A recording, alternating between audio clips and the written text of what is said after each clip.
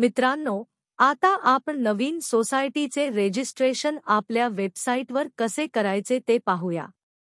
1. सर्वप्रथम लॉगिन पेजवर जायचे. 2. त्यावरील रजिस्टर न्यू सोसायटी हा ऑप्शन निवडा.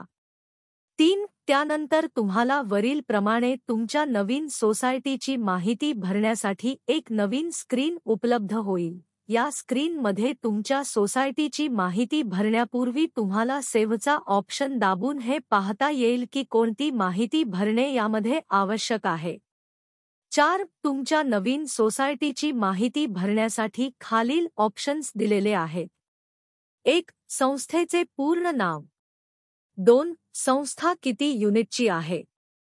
3. संस्था कोणत्या गटातील आहे. उदाहरणार्थ, म्हाडा प्राधिकरणाची आहे की सिडको प्राधिकरणाची आहे की SRA प्राधिकरणाची आहे की MMRDA प्राधिकरणाची आहे की खाजगी संस्था आहे की इतर गटातील संस्था आहे, वगैरे वगैरे.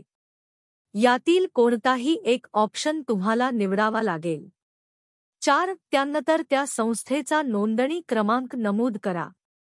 5. त्यानंतर त्या संस्थेचा नोंदणी दिनांक नमूद करा. 6. त्यानंतर पोर्टनियम क्रमांक 8 मध्ये नमूद नुसार त्या संस्थेचे अधिकृत भाग भांडवल नमूद करा व ते अधिकृत भाग भांडवल किती भागात विभागले आहेत ते नमूद करा. त्यापुढे प्रत्येक युनिटधारकाला किती भाग घेता येतील तो ऑप्शन निवडा. त्यापुढे प्रत्येक भागाची पोर्टनियमानुसार असलेली किंमत निवडा. 7. त्यापुढे तुम्हाला संस्थेचा पत्ता त्यापुढील 3 रकान्यात नोंदविता येईल. 8. त्यापुढील रकान्यातील महाराष्ट्र राज्य हा ऑप्शन तसाच ठेवा. 9. त्यापुढील रकान्यातील संस्थेचा जिल्हा निवडा. त्यापुढील रकान्यातील संस्थेचा तालुका निवडा. त्यापुढे संस्था ज्या शहरात किंवा गावात आहे ते नमूद करा. त्यापुढे संस्थेचा पिनकोड नमूद करा. 10. त्यापुढील रकान्यात संस्था किती युनिटची आहे ते नमूद करा. त्यापुढील रकान्यात ती संस्था किती विंगची आहे ते नमूद करा. ही झाली संस्थेची प्राथमिक व आवश्यक माहिती जी की आपल्याला पुढील विभागात आवश्यक त्या ठिकाणी दिसते व ती पुन्हा पुन्हा नोंदविणे आवश्यक नसते. त्यानंतर तुम्हाला सदर संस्थेचा युजर नेम व पासवर्ड क्रिएट करण्यासाठी पुढील माहिती भरणे आवश्यक आहे. 1. युजरचे नाव म्हणजे ज्याला आम्ही या वेबसाईटवर काम करण्याची परवानगी देतो त्याचे संपूर्ण नाव. 2. त्या युजरचे पदनाम म्हणजे तो अकाउंटंट आहे की तो ऑडिटर आहे किंवा तो मॅनेजर आहे, वगैरे वगैरे. 3. त्यानंतर तुम्हाला त्या संस्थेचा ईमेल ID भरायचा आहे. तो जर तुम्ही एक्झॅक्ट दिलात तर तुम्हाला त्याद्वारे फॉरगॉट पासवर्डचा ऑप्शन वापरता येईल.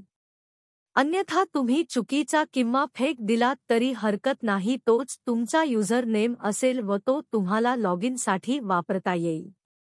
मात्र तुम्ही नमूद केलेला ईमेल ID हा सॉफ्टवेअरमध्ये आधीच सेव्ह असेल तर मात्र तो तुम्हाला प्रत्येक नवीन संस्थेसाठी वापरता येणार नाही याची तुम्ही नोंद घेतली पाहिजे. 4. त्यानंतर तुम्हाला मोबाईल नंबर टाकायचा आहे. अन्यथा तुम्ही चुकीचा किंवा फेक मोबाईल नंबर दिलात तरी हरकत नाही. मात्र तुम्ही नमूद केलेला मोबाईल नंबर हा सॉफ्टवेअरमध्ये आधीच सेव्ह असेल तर तो तुम्हाला प्रत्येक नवीन संस्थेसाठी वापरता येणार नाही याची तुम्ही नोंद घेतली पाहिजे. या ऑप्शनमध्ये भविष्यात आम्ही बदल करणार आहोत. कारण बऱ्याच युजर्सच्या एकापेक्षा अधिक संस्था आहेत व त्यांची अशी मागणी आहे की त्यांना त्यांच्या संस्था एकाच लॉगिन ID खाली दिसाव्यात. त्याकरिता आमच्या डेव्हलपर्सनी एकाच लॉगिन IDचा ऑप्शन तयार केलेला आहे.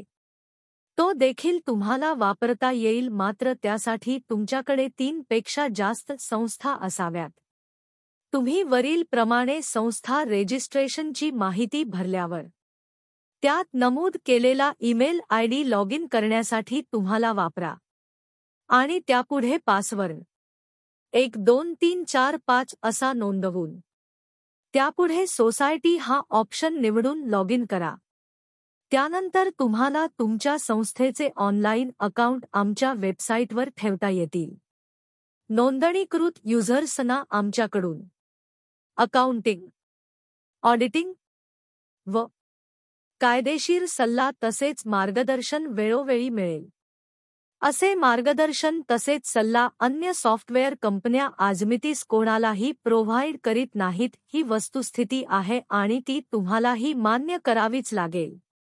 अधिक माहितीसाठी 9136050062 वर संपर्क करा.